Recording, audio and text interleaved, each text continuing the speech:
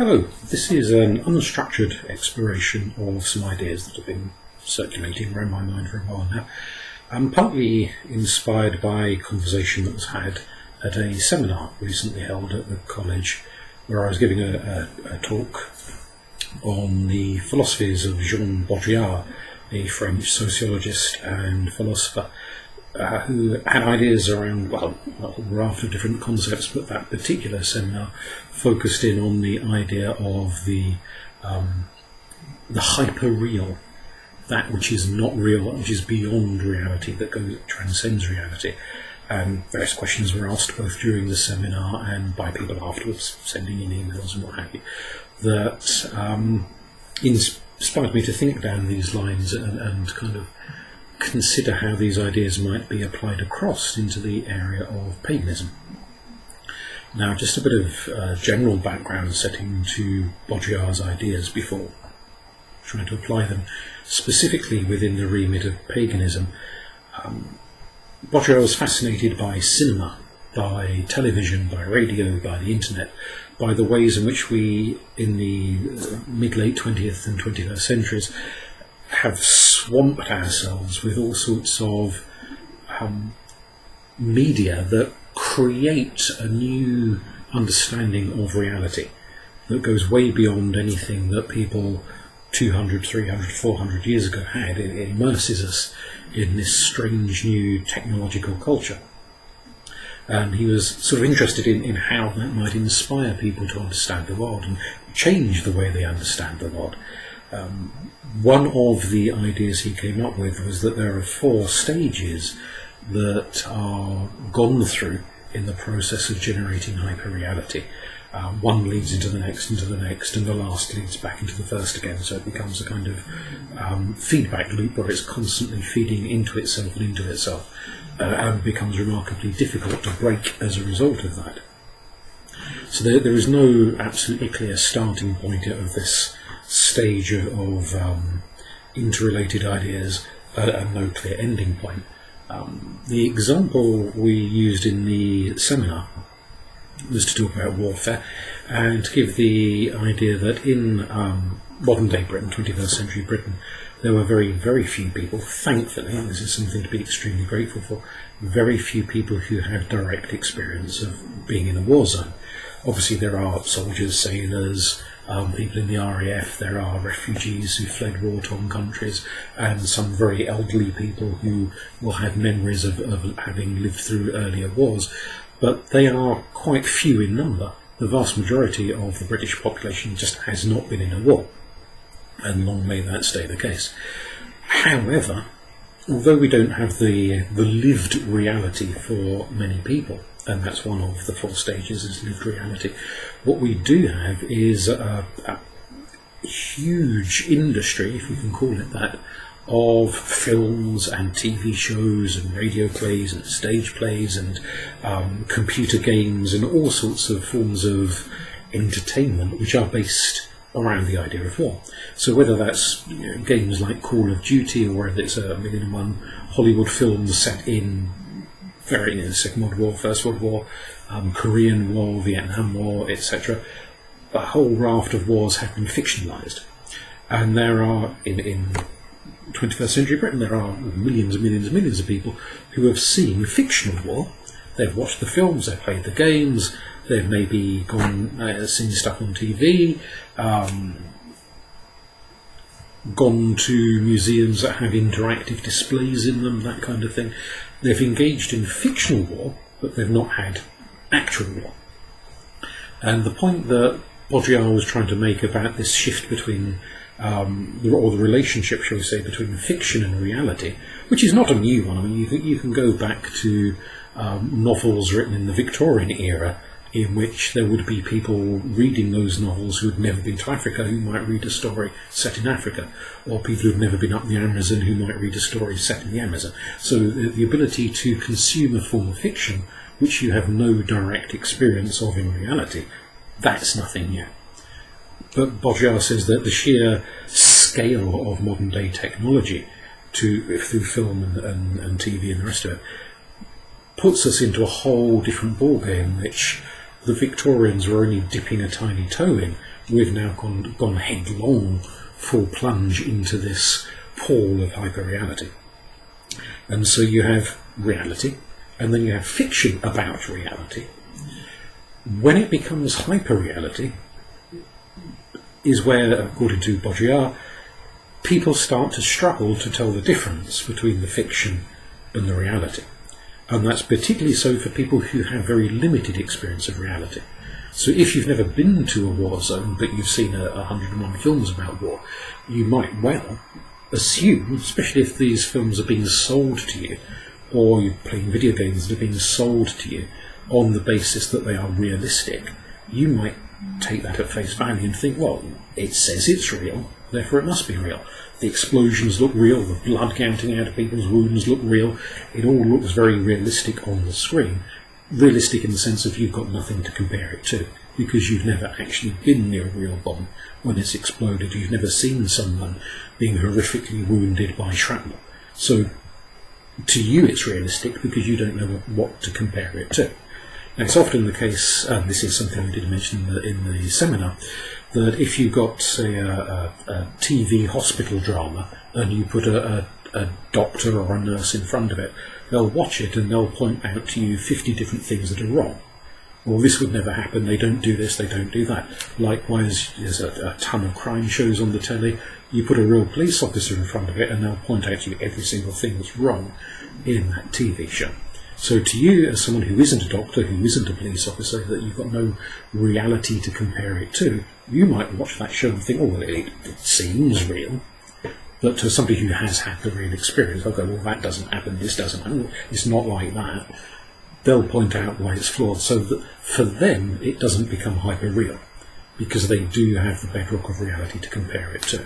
It's the person who has no bedrock of reality who is more likely to be kind of drawn into the fictional world and assume this is what the real thing is like. And it's sometimes the case, and this is something that Baudrillard pointed out, and others who've been inspired by his ideas have also pointed out, that if you have the fiction first, and at some point later on you get a taste of the reality may not seem to live up to the fiction rather than the other way round. And of course it should be the other way round. Give an example, Camille Paglia, who is an American art historian, art critic and social commentator. A few years ago now, she was commenting on the impact of pornography on youngsters, and the idea that when she's quite an elderly woman now, and said that when she was younger, pornography was mostly a case of naughty magazines on the high shelf in the newsagents, and if you wanted to look at pornographic magazines, you had to pluck up the courage to go and buy one of these off the shelf in the newsagents, and so the number of people able to consume pornography was much smaller. Couldn't afford it, or they were too embarrassed to buy it, or whatever. These days, as she points out, 3 clicks on the internet and you can see every sexual act you could possibly imagine, and probably quite a few hundred sexual acts you could never imagine, within minutes. And so children who would not have been allowed to go in to buy a pornography magazine in the 1970s, these days kids can circumvent all of the child locks and what have you that are put on the net by their parents quite easily. Most children know how to do that, and they can be exposed to eye-wateringly graphic images within seconds, long before those children ever actually become old enough to be having sex themselves. And so by the time they get to the reality of sex, a few years down the line, their heads have been filled by it's fiction. And the point she's trying to make is, in a porn film, obviously those are real people having actual sex on screen, but it's still done in a very fictionalised way. There's lighting and makeup and shots are spliced together, and so you don't see the reality of it. You don't have the physicality of it. So even though they are actual people having actual sex, it's not real in a meaningful sense because of the way it's all put together. And so if your only understanding as a youngster of sex is what you've seen in porn films. By the time you become old enough to have a romantic relationship, real sex is not likely to live up to the athleticism of what you've seen on the screen. Real bodies are not likely to be as sculpted and botoxed and over-exaggerated as the kind of people who get paid to have sex in front of a camera possess. And she makes the point that it leads also to very damaging expectations. Kids think they've got to live up to the standards which they've seen set in porn. They don't realise that this is kind of wildly unlike most normal people's sex lives. It's very over the top. But they take that as reality, and that's where you get to hyper-reality, when you think that what you've seen on the screen is the gold standard. And when reality doesn't live up to the gold standard, you complain about reality, not about the screen. That's because you've been so suckered into that fictionalised world that you know, let's say that rather famous film where Burt Lancaster and I can't remember the actress's name, they're rolling around on the beach having a snog, and there's the waves crash over them, and there's classical music playing in the background, and they're having a bit of a romp in the surf. Try that in real life. Not only will you not have the classical music playing, but you'll get sand in places you don't even want to think about, covered in seaweed. It won't be very unpleasant. It's not going to live up to the romantic expectation of the movie. That's the nature of reality. And so hyper-reality is this state where people struggle to tell the difference between what is fake and what is real, and they come to expect reality to be like the fake. And when it isn't, they complain about reality, and they want reality to be made like the fake. There's a fourth stage in here of non-reality. Non-reality is a wholly artificial level of things that are made to imitate, usually with commercial intent, made to imitate reality. The example used in the seminar when we were talking about war was children's little toy soldiers, things like that, and plastic guns, toy guns, child-size army dressing up outfits, that sort of thing. So ways of imitating war through fake guns, fake uniforms, fake soldiers, fake this, fake that, fake the other. It's all kind of part and parcel of that sense of the unreal, let alone the non-real. And that can be understood in all sorts of ways, where like plastic flowers and plastic lawns, the sort of fake plastic lawns that are around these days, where we create something that imitates reality, and some people end up preferring the fake to the real. They like the plastic flower because it doesn't wilt and shed petals everywhere. They like the plastic lawn because it doesn't need mowing, that sort of thing. So something that is created as an artificial phenomenon, at least in the eyes of certain people, maybe not large numbers of people, but in the eyes of some people, becomes more desirable than the actual reality that plastic thing is made to imitate. And it doesn't have to be made out of plastic, I'm just using that in the broadest sense. So that's the kind of background notions. That we also spoke about other ideas like simulation, simulacra, but I'm not sure if we come back to talking about that later, I'll explain that when we get there, because I'm not really sure where I'm going with these ideas at the moment. Where I start to think about this in the context of paganism, those 4 stages, is that there is a reality to paganism as it was in the ancient world, a reality to paganism and various polytheist religions as they are practiced by various nations, tribal groupings around the world today, Africa, Asia, more distant East and so on.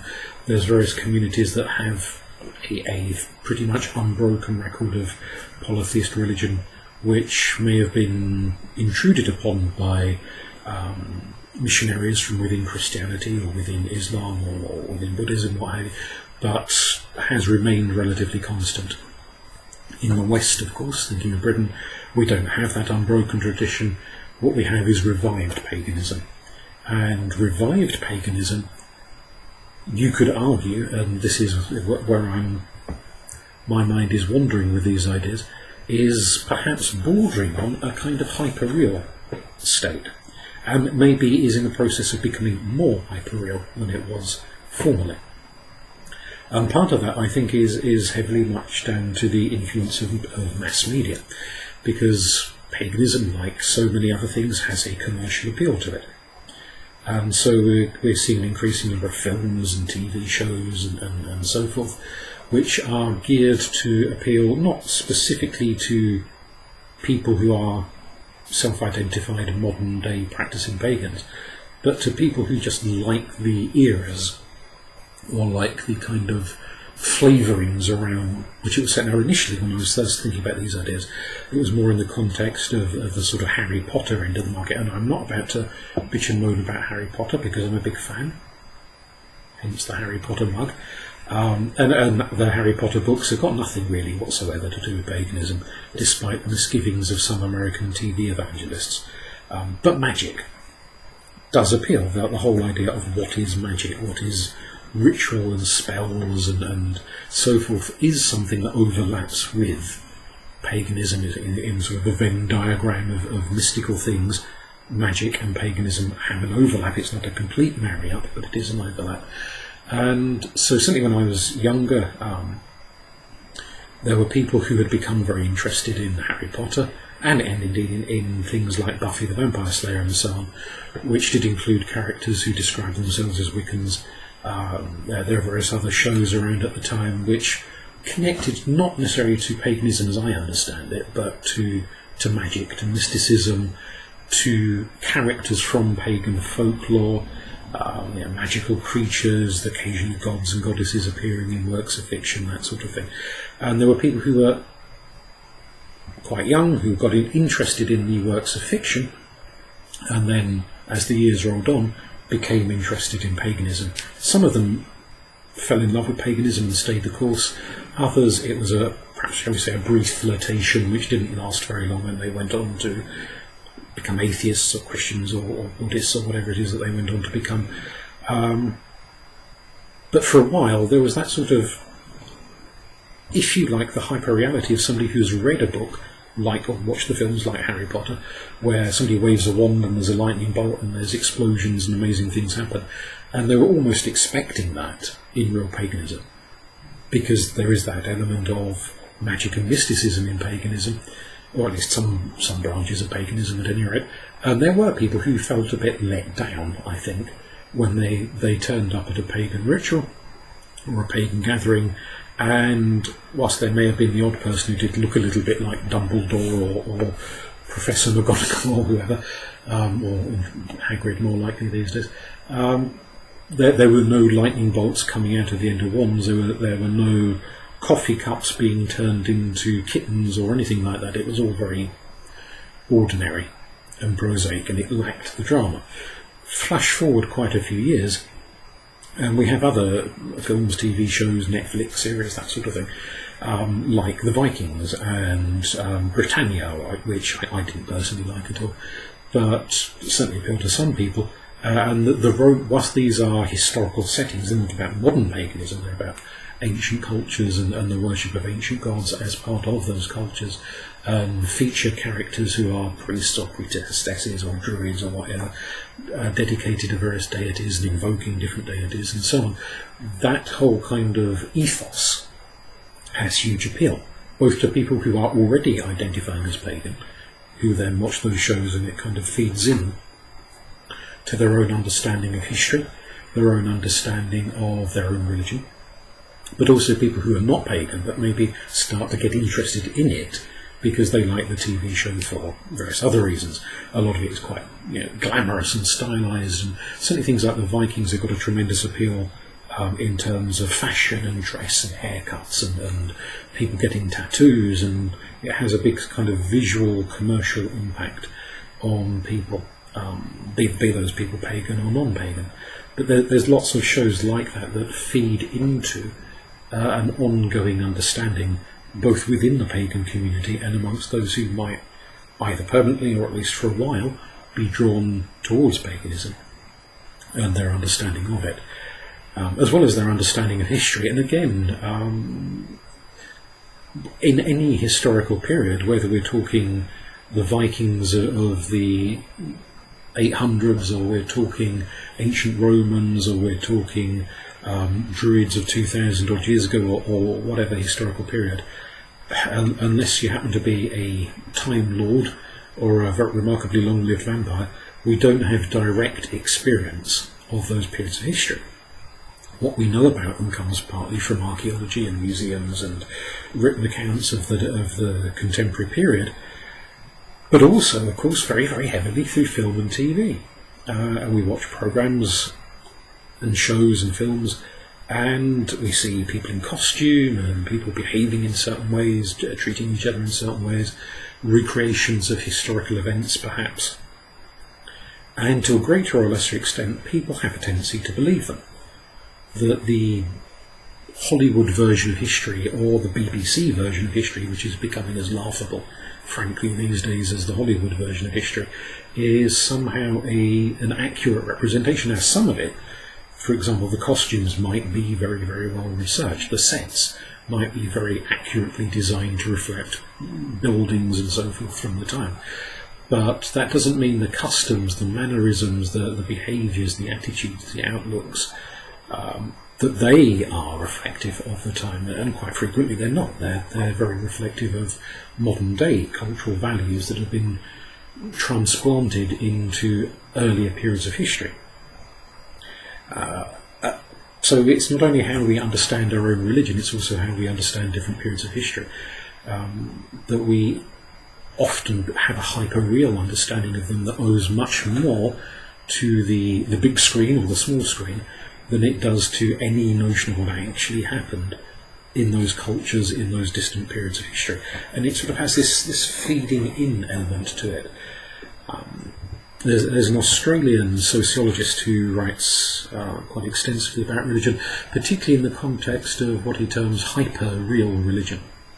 That is to say, religion that's heavily influenced by works of fiction, by film and TV and radio and so on. Possumi, his name is, he talks about this idea of there being a strong commercial element to this. He uses the phrase commodification, which is, well, originally it was a Marxist idea, but you don't have to be a Marxist to accept that commodification is a viable concept. Commodification is the tendency to slap a price tag on a whole raft of things. That changes then how we understand the thing that's got a price tag slapped on it. It becomes commercially viable, a product to be bought and sold, or an experience to be bought and sold, rather than a thing in and of itself. It's then assessed by its commercial viability rather than its innate qualities. To give you an example, we might have an artwork, painting or something. The painting will have intrinsic artistic value. It may be very inspirational art, it may be very average art, it may be complete crap art, and then you also have its price tag. Now, sometimes crap art goes for a high price, and sometimes stunningly beautiful art goes for a low price. You can never quite, there is no direct necessary correlation between the price tag and the quality of the object being sold. But commodification is the tendency to focus on the price tag, not on the quality of the object being sold, whether that's a painting or a statue or a piece of furniture or an item of clothing or a meal that someone has cooked. What could be anything really. It becomes a price tag. And that's nothing new in the realm of religion. We can go back to the ancient Egyptians and find that as Egypt rolled on,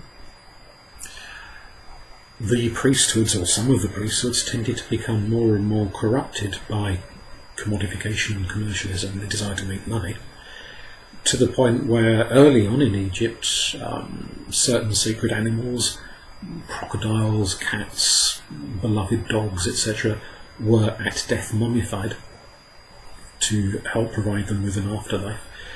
But once it was realised, as the centuries rolled on, that this process had a distinct commercial element to it, you could make money from mummifying animal bodies, it got to the point where there were places in Egypt that were breeding cats and ibises and other animals solely for the purpose of them bumping them off and mummifying the bodies, which could then be sold to the pilgrimage trade. So it was no longer people having their favourite beloved cat mummified after it had pegged it of old age. It was some cat that had lived probably quite a short period of time before being killed off, just in order to mummify it and then sell the mummified remains as a holy relic of a pilgrimage to a particular site, or as an object of devotion and dedication. And so that kind of commodification, whether the religious process loses its context and it becomes a means of making money, that came to the fore within religion, both ancient pagan religions and you can find examples probably in just about every religion going. Those awful glow-in-the-dark plastic Jesus statues and so on, and the 3D pictures of the Madonna that I've seen for sale in some rather dodgy shops are examples of really sort of the tact end of commodification within the realm of religion. So it's not a particularly pagan thing, it's an across-the-board phenomena of putting a price tag on religion, selling courses, selling books, which is something I do, or try to, with varying levels of success, it has to be said. You cannot sell a religious experience, but that doesn't stop some people having a bloody good go at doing so, and using that religion as a stepping stone to pay their mortgage. That's something that Possemize talk about to a point at any rate, that kind of commodification. And seeing paganism, although Possemize doesn't talk extensively about paganism, it's just a part of a much wider topic of discussion for him, but talks about paganism as part of this sort of mid-20th into the 21st century, what we might term a spiritual supermarket. Go back a few hundred years, people tended to stick with the religion that they'd been brought up in, by and large. Sometimes people changed, but for the most part they stuck with the religion they'd been brought up in and just accepted it as a given, and accepted the authority within that religion as a given, whether that was rabbis or imams or bishops or whoever, the wise, the great, and theoretically the good, not always, theoretically the good, who pontificated about the interpretation of scripture and that sort of thing. That if the learned theologians said it so, then it was so. These days we've had a significant rebellion against many forms of authority, not all, I suspect, forms of authority, but many forms of authority, including religious authorities, such that we now have arguments and debates and banter. So you'll see people on Facebook, on social media, saying, well, I'm a Catholic, but I don't agree with the Pope. I think the Pope's got it wrong about so-and-so issue, as if they know better than the Pope and a whole legion of theologians in the Vatican about matters of theological interpretation. Part of this is the progress of individualism, that we now place huge importance on our own opinions, no matter how ill-informed they are at times, but and conversely, as we place more emphasis on our own opinion, less emphasis gets placed upon the opinions of people who are assumed, rightly, sometimes wrongly perhaps, to be authorities in given areas, and that includes religious authorities, medical authorities, all sorts of other authorities are challenged by people who, on the basis of whatever knowledge they claim to have, feel that they know better about certain issues. And so we have the kind of idea that in the modern era you can take elements of Judaism, elements of Christianity, elements of Greek paganism, elements of Norse paganism, elements of American Indian practice, and do a bit of this and a bit of that and a bit of the other, cobble it all together and have a spirituality that works for you, personal authority again, without reference to external social authorities or somebody who might say, well, you're not doing that in the correct way, or you've misunderstood this idea.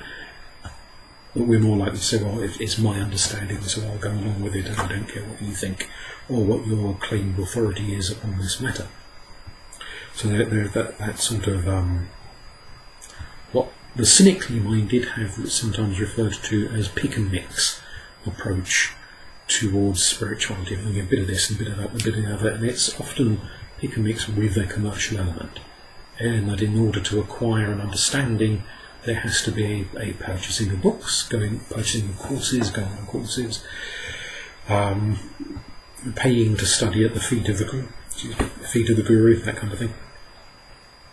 And also, of course, the acquisition of objects, which brings us back to the non-reality. So whereas we were talking about plastic soldiers and toy guns in relationship to the non-reality of war from Baudrillard's point of view, within paganism it's the acquisition of robes, cauldrons, knives, candles, wands, this, that and the other, depending on the type of paganism as to exactly what objects people are encouraged to acquire.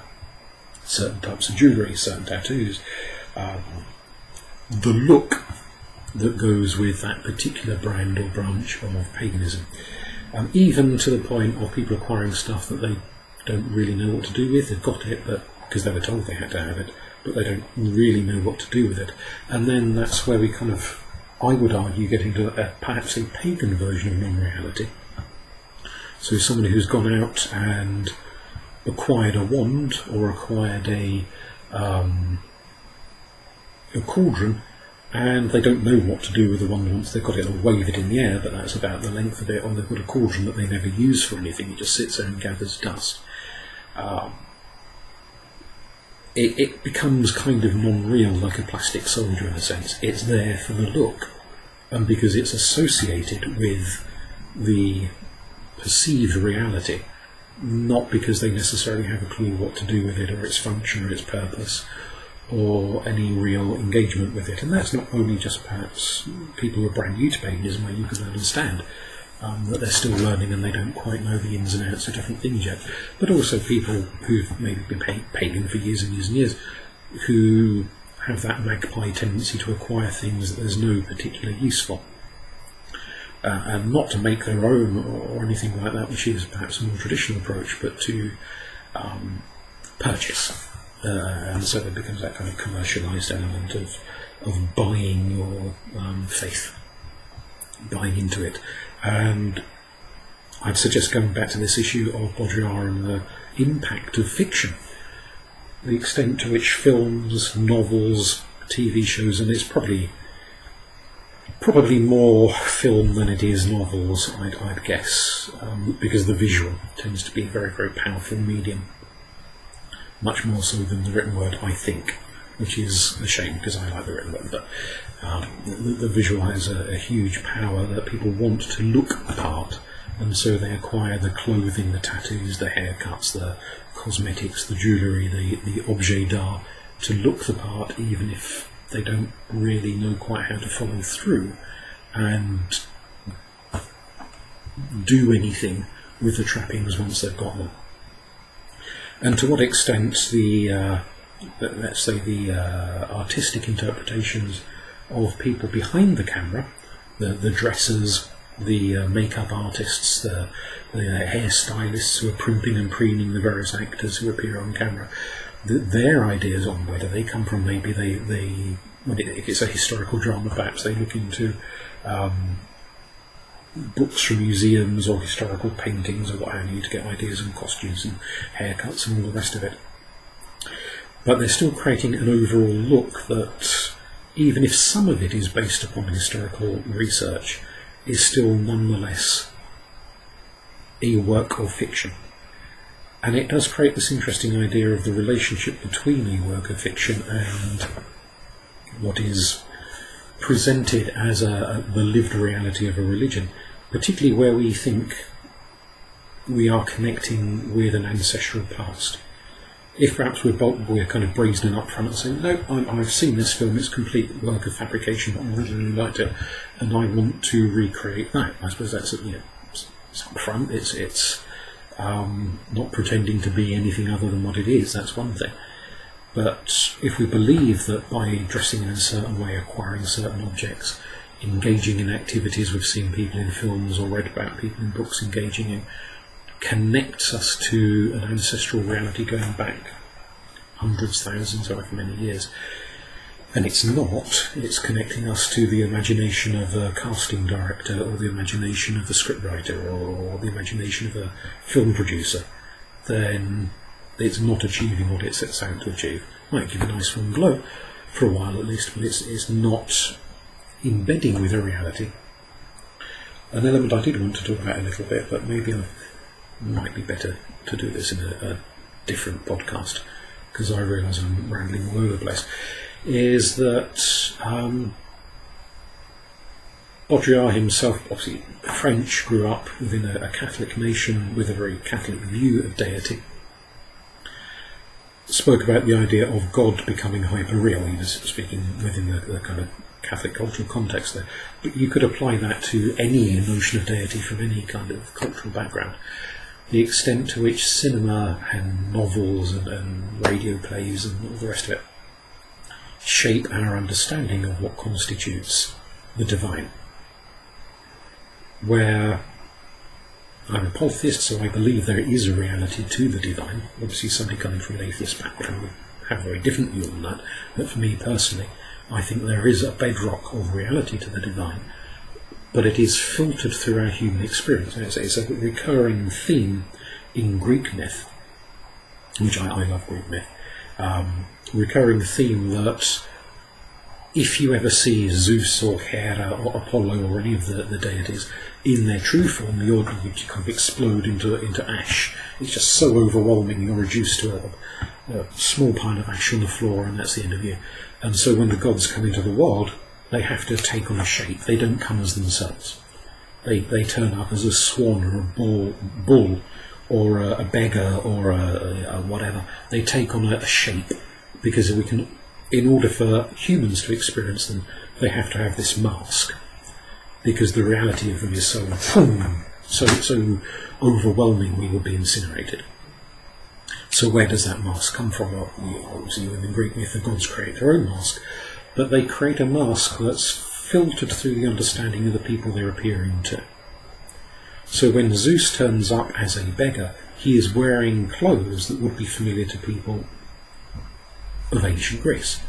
He doesn't turn up wearing a shell suit or dressed like an Ashanti tribesman. He turns up in clothes that would have been commonplace in the day. So he's using the trappings familiar to people in the era, in the culture, in the part of the world he's appearing in. And I think there's an element of that when we encounter the gods, we don't encounter the direct reality of them, because we'd probably be reduced to a high level of, if not physical ash, at least mental ash. What we encounter is a mask, a medium between us and them, so that we can talk to the medium, which, much as a lot of religions, you might go and sit before a statue and you talk to the statue. Now, at one level that statue is a lump of marble, but at another level it's a medium for you to talk to the reality behind the lump of marble. And you could talk to that reality without the marble, I'll grant you, but the human mind is visual. We work well when we've got something to look at, rather than when we're just talking to thin air. Now, whether that something is a statue or a painting or an ornate wood carving or a pebble you found on the beach which you find really inspiring, it could be anything really, couldn't it? But it's something to talk to, a visual element, to engage the mind as you try to focus on what's beyond it and behind it. The cinema and TV incorporate gods, and this is nothing new. Shakespeare had gods and goddesses turning up in his stage plays. But the cinema has had it a whole new level, especially now we're into the realm of special effects, and it can be really fantastical.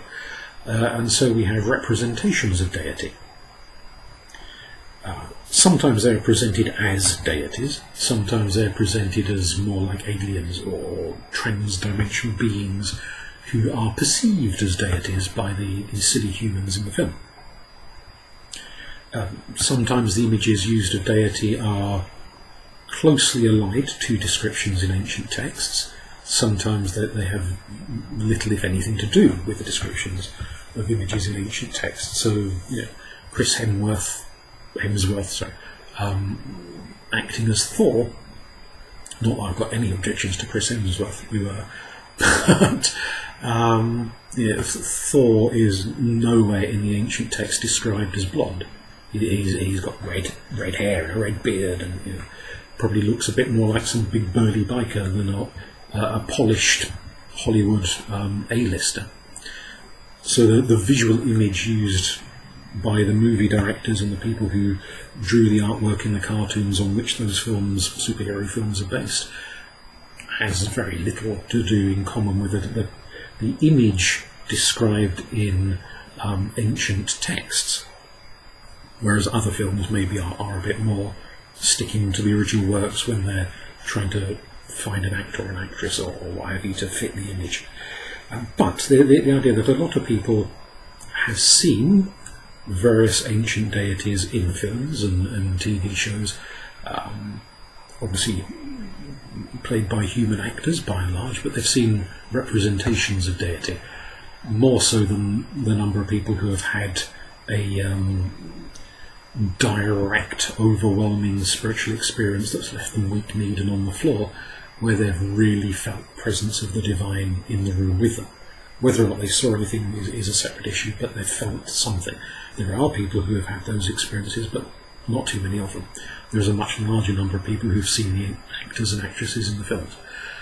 So I'm wondering to what extent our understanding of deity is shaped more by the cinematic view of deity, the hyper-real, than it is by direct personal experience. So when people go into ritual or are walking in woods or climbing up a mountain or whatever they're doing and have a moment of communion, are they communing with what's actually there, or are they communing more with a mask dreamt up by the all-present power of mass media? And I do wonder what the gods themselves think of the ways in which they're represented. What does Thor think of Chris Hemsworth? What did Anubis Unpool think of the representation he was given in one of the Mummy films that was released a few years back now? Various other deities who've been given sometimes flattering, sometimes very unflattering representation in films. What do they think of those media spins? I don't know. It's never been the top of my list to actually ask them. There's more important things to ask them about. But anyway, yes, that's something I've been mulling over.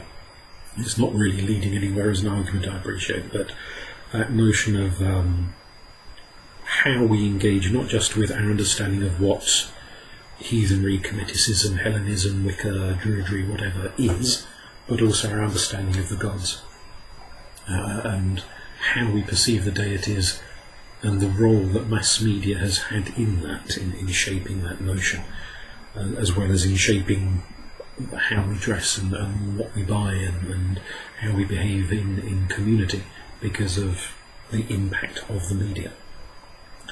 But it'd be interesting to hear if anyone's got any views on this, and that might help to spark off a somewhat more focused and cohesive discussion for some future podcast, where we can talk about these issues and